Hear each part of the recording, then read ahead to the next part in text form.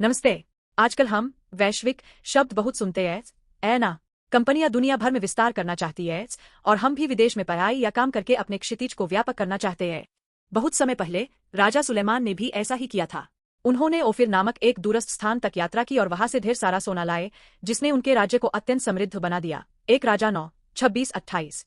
आज हमारे जैसे सुलेमान भी अपनी सीमाओं से परे अपने प्रभाव को बयाना चाहते थे। लेकिन क्या इतना सारा सोना वास्तव में सुलेमान के लिए संतुष्टि लाया? जैसे जैसे उनकी उम्र बढ़ी, सुलेमान भगवान से दूर हो गए और आध्यात्मिक रूप से भटक गए। उनका जीवन हमें दिखाता है कि केवल अपनी गतिविधियों का दायरा बयाना या भौतिक संपत्ति जमा करना सच्ची संतुष्टि नहीं लाता।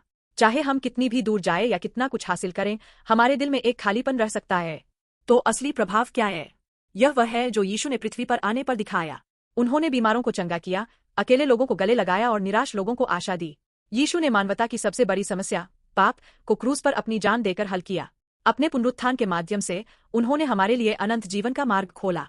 यीशु ने एक अद्भुत प्रभाव दिखाया जो लोगों के दिलों और आत्माओं को बदल देता है, राष्ट्रों की सीमाओं को पार करता है और विश्व भर में अनगिनत लोगों के जीवन को बदल देता है।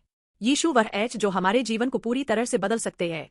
वह हमें स्पष्ट जवाब देते हैं कि हमें अपनी प्रतिभा और समय का उपयोग कैसे करना चाहिए, हमें किन मूल्यों के लिए जीना चाहिए, जिससे हमारा उद्देश्य और दिशा बदल जाती है। यीशु में पाया जाने वाला प्रभाव हमसे आगे बढ़कर हमारे परिवारों, पड़ोसियों और यहाँ तक कि पूरे समाज तक फैलता है।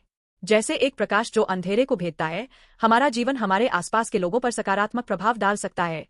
यदि आप इस समय किसी चीज की प्यास महसूस कर रहे हैं या जीवन की दिशा खो चुके हैं, तो क्यों न यीशु में सच्ची संतुष्टि और स्थायी प्रभाव की खोज करें। वह आपको सभी सीमाओं को पार करने वाली, अर्थपूर्ण और प्रचुर जिंदगी की ओर मार्गदर्शन करेंगे। यीशु में हम उस सच्चे विस्तार और समृद्धि का अनुभव कर सकते हैं जो दुनिया नहीं दे सकती।